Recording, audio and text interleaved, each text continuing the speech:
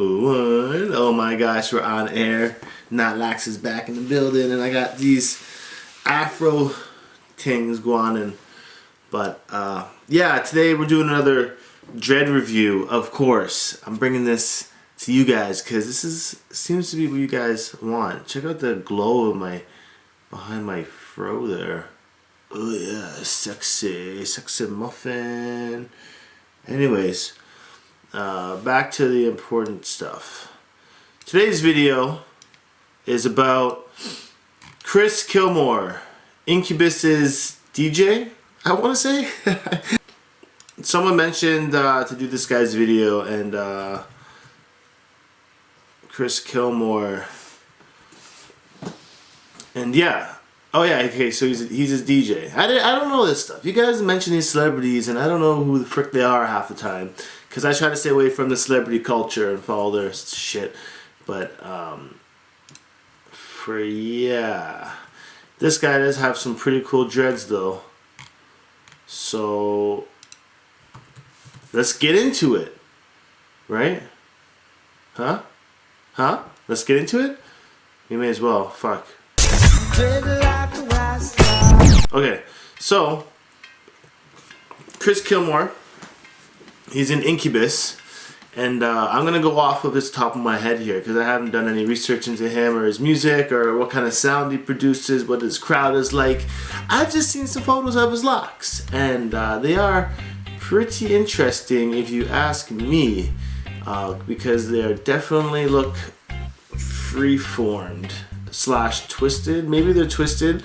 Maybe you guys can help me figure it out because I'm not even too sure myself. But this is him with his tam on, and you can tell they're long because his tam is full and has a lot of volume to it. This is his hair when it's down, and the first thing I notice is the wispy ends. So obviously he's not into crochet hooking of any sort, because if he liked to crochet hook his locks like a lot of you guys do and how I used to crochet hook them, these would have been all blunted and all this frizzy hair would have been taken in. But it looks like he's just growing his hair out, and he's just kind of twisting it as he goes. And the reason why I think he's twisting it over just free-forming these is because of this photo here. And in this photo you can see how his hair is kind of twisting a bit, and that may just be his natural twist pattern in his hair growth, but he also might just be getting it twisted. I can't even really tell what he's using because it looks like his dread is mature up to right here, but then right here it's all new growth still. You know, it even almost looks like there was some work done on these parts right here. I'm not getting why it looks a little bit more dry here opposed to down the rest of his locks. When it comes to mine now, I might even take back that whole crochet hooking, because it looks like this might have actually been crocheted. I don't know. It's hard to tell. But what I do also notice on this is his parting is really off.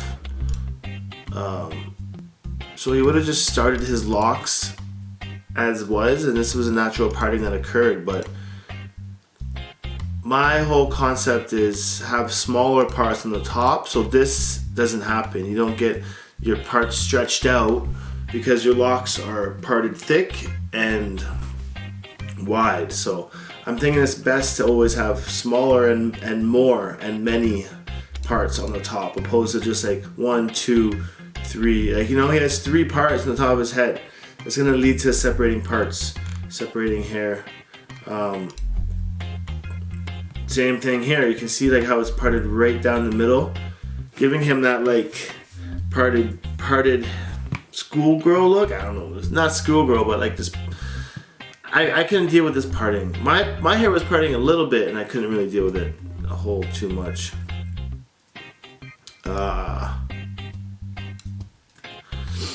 But also you can see here that it's all really frizzy, and yeah, he's not into really maintaining it. So he must have been growing his hair for a long time. I have, you know, at least 10-12 years for these locks to really get them to this length. Like,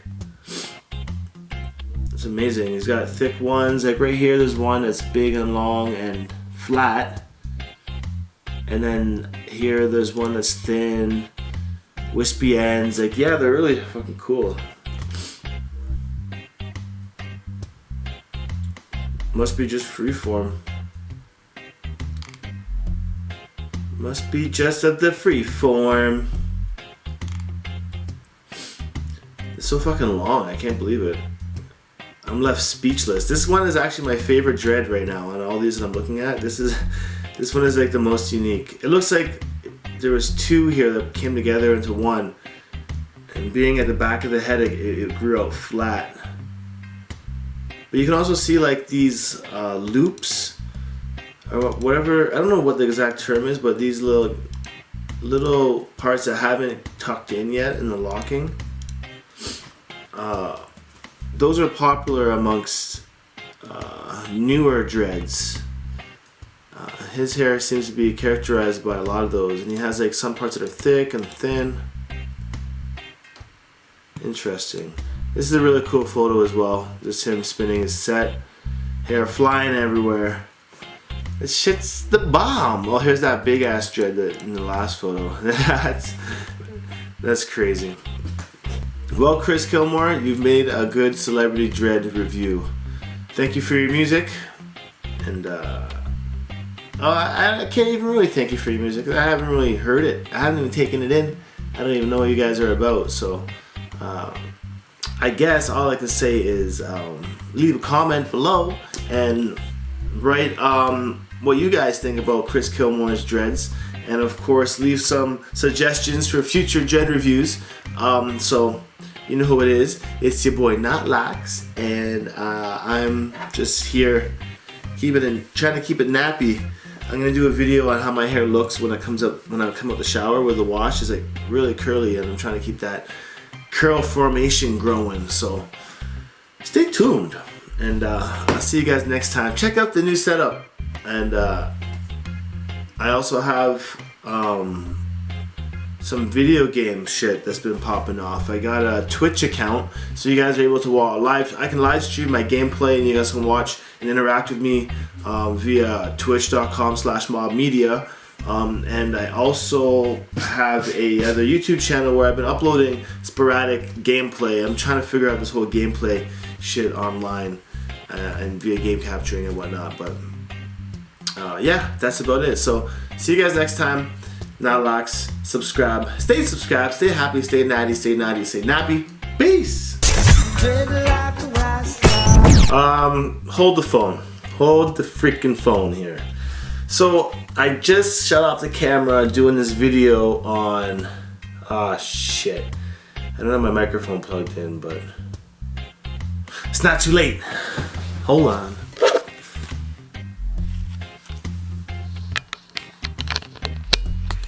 Alright, hold the frickin' phone here. I just did that video on Chris Kilmore from Incubus, and I was being nice, you know. I was not gonna say anything or look into too much, but the truth has yet again just revealed itself to me after one click of a button, and I can come to realize that Incubus is actually not music that I should be thankful for in any sort. Because they are definitely pushing satanic music as well.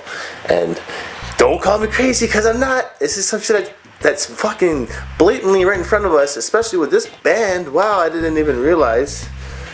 I got a phone call. But here, check this out. Check this out. I gotta push record over here again. Okay, so we was talking about Chris Kilmore, right? And he's in a band called Incubus. Okay, so looking up the word incubus, defining it, what it actually means. What do you think incubus means? Okay, well let me look here for you guys. Incubus, it's a noun. It's a male demon believed to have sexual intercourse with sleeping women. A nightmare. Okay, so these guys are calling their bands male demons that have sex with sleeping women. Demons. These guys are all demons. They're possessed, man. This is what this is all about. And this is what I'm saying is what the music industry these days is more about people promoting demon possessed shit than Christ conscious shit. You know what I mean? All this music nowadays is going against Christ. It's all anti-Christ, and this is what blows my mind. Is like, why is all this music like this? This is why I keep asking myself, why do these bands get so famous and so wealthy off of anti-Christian material? So they call themselves male demons. Now I was looking through this video here on YouTube, and I can just pull up a few things I noticed. Well, here, if you type in Incubus Illuminati on image search, a few things pop up. Okay, one is the lead member. What's his face? Brandon Boyd. He is kind of like the forerunner of this band, and his beliefs is kind of what got them to where they are now. Looking right away at the tattoo on the back of his neck. What do we have? The all-seeing eye with a pyramid and wings. Okay, blatant, like he has it marked on him, like wittingly he just put an all-seeing eye. And we know what the all-seeing eye means. We've seen it before, like many times. Looking at their cover of their album, Light Grenades, Light Bearers, Lucifer, this is what it's talking about. What do we have in the middle? The all-seeing eye. And we have also we have here the hippie sign, the peace sign. This is also an occult symbol, which I just learned it was one through that. It's a broken cross or a witch's crowfoot in the middle. And there's the sun here, sun worshippers. The hand with the eye in the middle. They also have a cross here, interesting, and like the sun and moon. The yin yang though, this is another big one that's like, here, this one is interesting because look at it. It's got all the band members, and in the middle, him with the one eye, right? Blocking his eye, all-seeing eye. This shit is ridiculous. This shit is fucking ridiculous. Brandon Boyd, all-seeing eye in the middle. Like this guy, yeah. This guy is definitely Luciferian, for sure. And you think about it, because here's the thing. No, I've never really listened to Incubus before. I was never really a fan at all. I don't even know one song by them really, unless these are. Oh shit! Look, it just popped up. Brandon Boyd doing the what? The infamous 666 sign. Come on, like that. Isn't that funny? It's funny, right? Like I find it hilarious that these guys just want to promote this lifestyle, and it's very easy to get succumbed by it. It's very easy to get sucked in and just live that lifestyle without even really knowing. And this is what even happened to me too. I've been a victim of this basically my whole life, of living like these guys and just wanting to do what I want, and you know, like not really caring about anything. Like I've had my search for God, and then it led me to the light bearer Lucifer, and now I'm trying to break free of that, and I'm leading like back trying to find God again. And I realized how I got so sidetracked by society and people like this. And in his music, he's talking about, in this song, favorite things. Favorite things is my personal beliefs about religion and how it oppresses things I enjoy the most. Unfortunately, the simplest things, such as thinking for myself, creating my own reality, and being whatever the hell I want to be each day of my life, are a sin. To be a good Christian basically means to give up the reins of your life and let some unseen force do it for you. Brandon Boyd said that. And the guy who wrote this video says he just doesn't want to give up his sinful pleasures. What else is new? Your sinful pleasures shouldn't stop you from wanting to come to Jesus for salvation. Yeah, I don't. But then as we go through the video more, here's more lyrics from the song Favorite Things. So we know the song Favorite Things is about the belief about Christianity. Let us look at some of the lyrics. Too bad the things that make you mad are my favorite things, my favorite things. This is the mindset of humans with their sinful natures. We all have sinful nature, but we should try our best not to give in to temptation. This song is basically glorifying doing whatever you want and not giving in a second thought. This band basically thinks if you like having sex outside of marriage, go right ahead, or if you like getting high and going out and getting some booze, go right ahead. This is basically the mindset in everyone else's these days. These are consequences for the things that you do. Okay.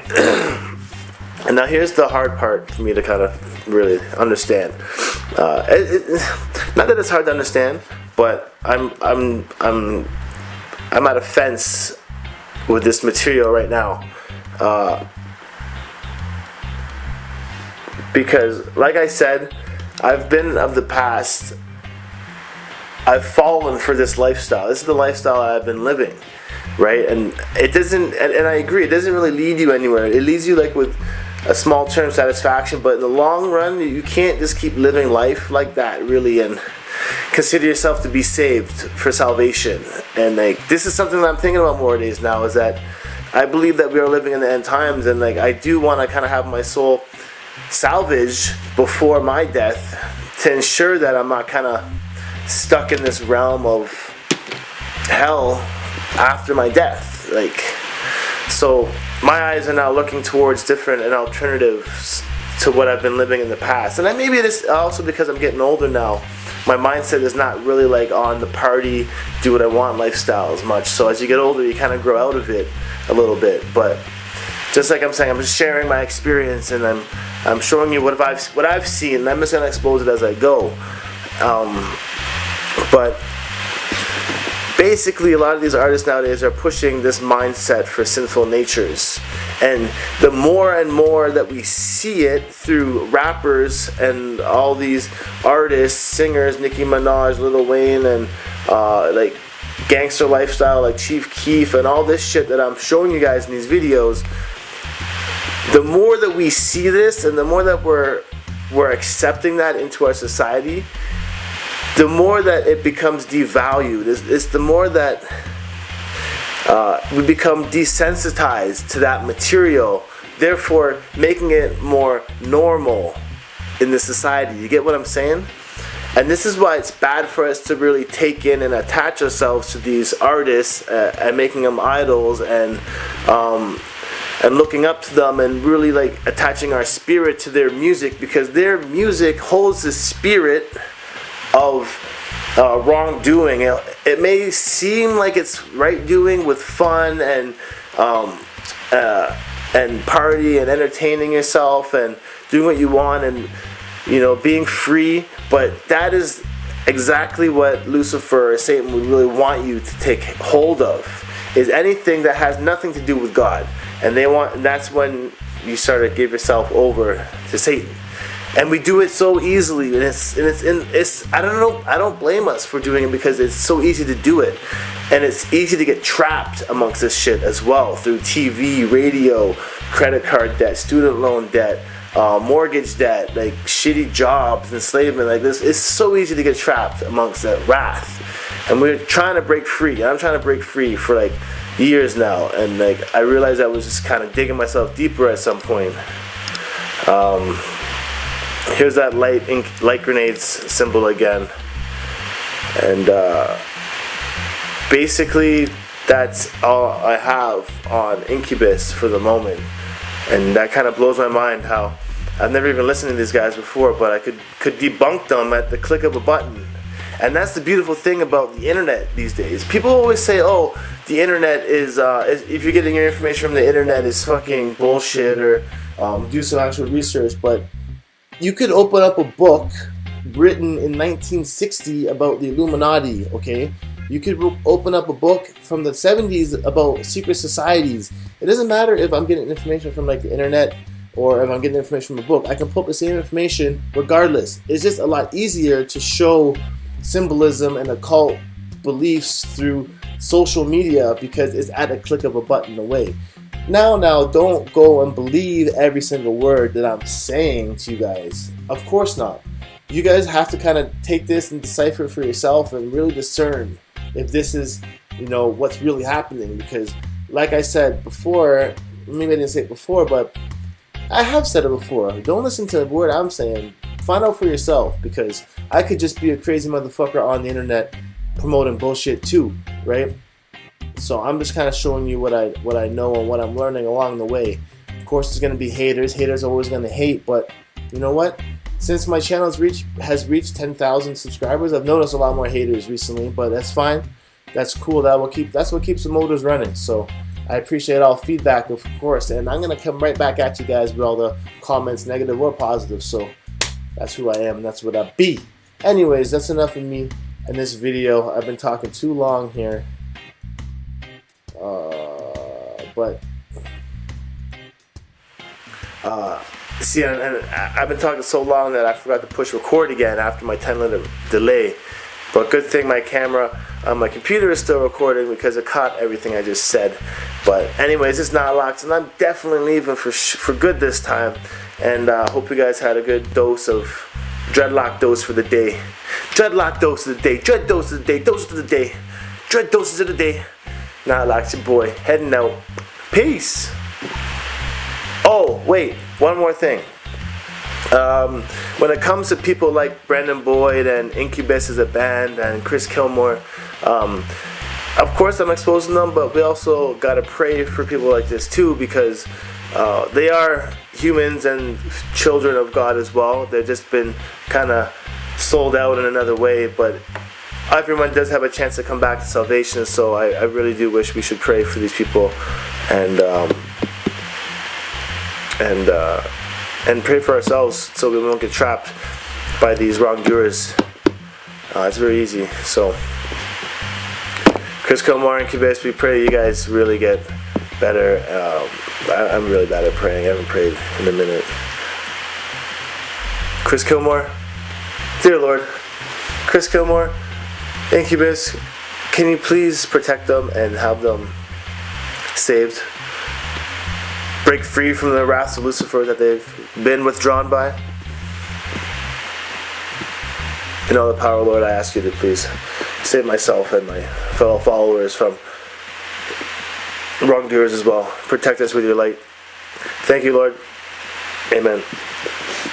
Those will get better in time, I promise. Anyways, John Craig here, Not Locks. I'm out for good. Peace.